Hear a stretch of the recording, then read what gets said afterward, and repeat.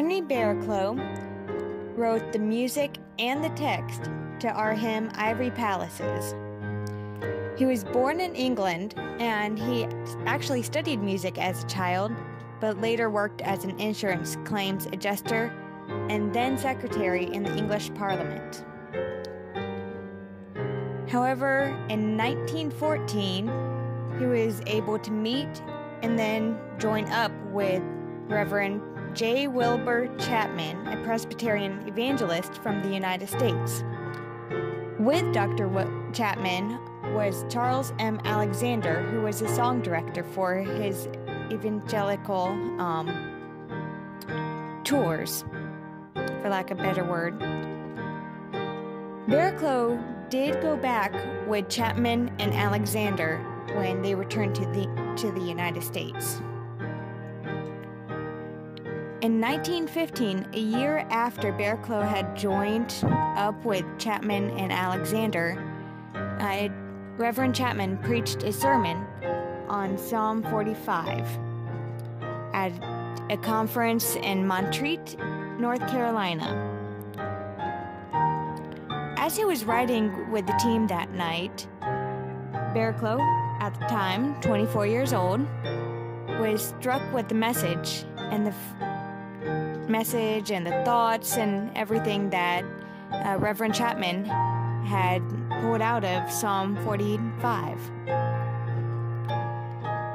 And while he was thinking about the message, phrases of the chorus to Ivory Palaces started to come through his mind.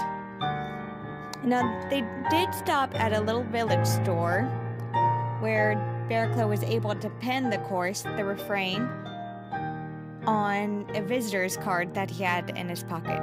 That was the only piece of paper he had with him.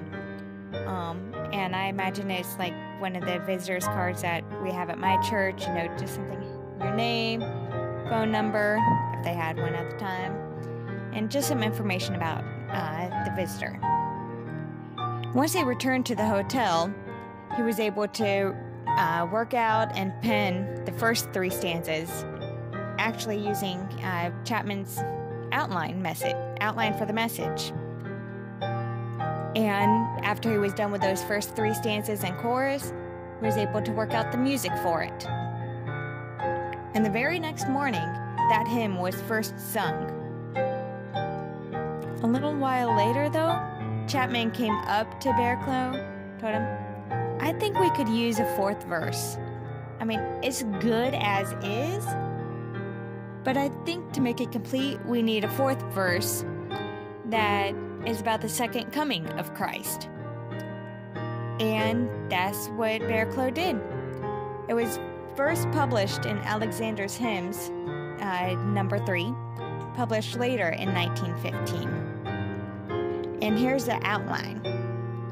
Let's see, the first stanza tells us that Christ left the glorious garments of heaven for us. The second verse tells us that Christ experienced sorrow on the cross for us. I mean, just think of the hymn, Man of Sorrows, and that is taken from Isaiah 53. Now there is the third stanza is not in every hymnal. I gotta check to see if it is in my hymnal, but the third stanza tells of Christ as our healer. Let's see. Yep, it's in my hymnal, and I use soul-stirring songs and hymns. Well, if I can find it. It is a 1972 version. And then we already went over that. The fourth stanza tells of Christ's second coming. So it's pretty neat, I think. And all of the information that I used for today's video, today's backstory, comes from franklinchurch.org. I did not have this backstory in any of my backstory books, but I was able to find some online. Mostly they're the same, but franklinchurch.org had some more information in it, and I like that. So I hope you learned something. And I hope you like this new format that I'm trying. If you do, let me know. If you don't, let me know. But anyway, I will see you next time. Have a good day.